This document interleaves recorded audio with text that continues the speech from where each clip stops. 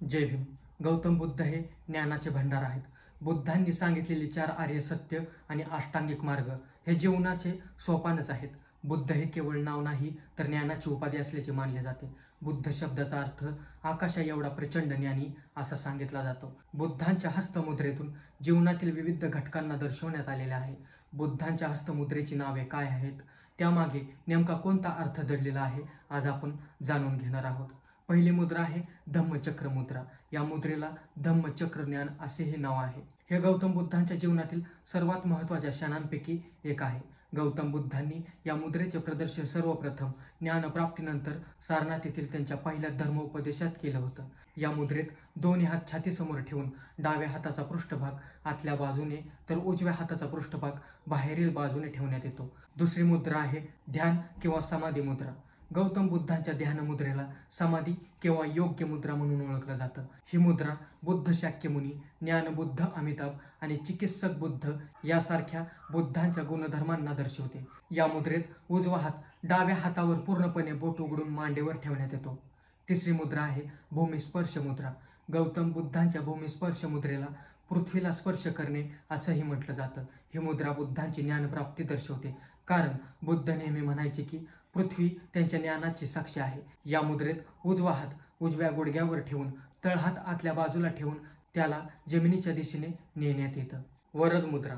गौतम बुद्धांची ही मुद्रा अर्पण, स्वागत, दान, दया आणि प्रामाणिकपणा यांना दर्शवते. या मुद्रेत डाव हात पूर्णपणे उघडून तळहात बाहेरील बाजूने असतो, तर उजवा हात हा शरीराबाहेर नैसर्गिकरित्या ठेवण्यात येतो. जगाच्या इतिहासातील महामानवांमध्ये तथागत बुद्ध हे सर्वश्रेष्ठ मानले जातात. करण मुद्रा. गौतम बुद्धांची ही मुद्रा वाईटापासून वाचवण्याचे सूचित करते. या मुद्रेतील तर्जनी आणि करंगळीला वर उचलून इतर बोटांना मोडले जाते. हे कर्त्याला स्वार्थ सोडून रोग अथवा नकारात्मक विचारांमधून बाहेर निघण्यास मदत करते असं सांगितलं जातं. ऐतिहासिक दृष्टिकोनातून बौद्ध धर्म भारतातील प्राचीन धर्म मानला जातो.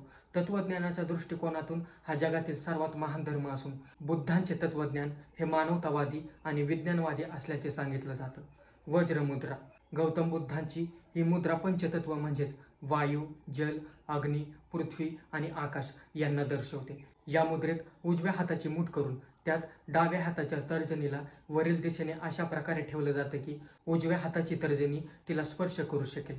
समाजात माजलेले अवडंबर, पशुबळी, नरबळींसह वैदिक कर्मकांडांचा गौतम बुद्धांनी कायम विरोध करत मानव कल्याणाचा उपदेश केला. लोकांमध्ये स्वर्ग आणि नरक या भंपक गोष्टींबद्दल असलेली भीती दूर करण्याचा गौतम बुद्धांनी प्रयत्न केला होता. वितर्क मुद्रा.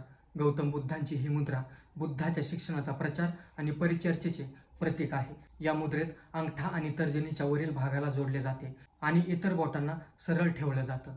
गौतम बुद्ध ज्ञानाचे भांडार तर होतेच, शिवाय ते महान गुरुही होते. बुद्धांनी सांगितलेली 4 आर्य सत्य आचरणात आणल्यास माणूस त्याचे जीवन आनंदात घालवू शकतो. ते सत्य म्हणजे दुःख असते, दुःखाला कारण असते, दुःखाचे निवारण करता येते, दुःख कमी करण्याचे उपाय आहेत. अभय मुद्रा. गौतम बुद्धांची ही मुद्रा निर्भयता अथवा आशीर्वादाचे प्रतीक आहे. ही मुद्रा सुरक्षा, शांती, परोपकार आणि भय दूर करणे यांचे प्रतिनिधित्व करते. या मुद्रेत उजव्या हाताला खांद्यापर्यंत उचलून बाहू दुमडून हाताच्या बोटांना वर उचलले जाते. मानवी जीवनातील दुःख निवारण्यासाठी बुद्धांनी अष्टांगिक मार्ग सांगितले आहेत. यम, नियम, आसन, प्राणायाम, प्रत्याहार, ध्यान, धारणा, समाधी. पुढची मुद्रा आहे उत्तरबोधी मुद्रा.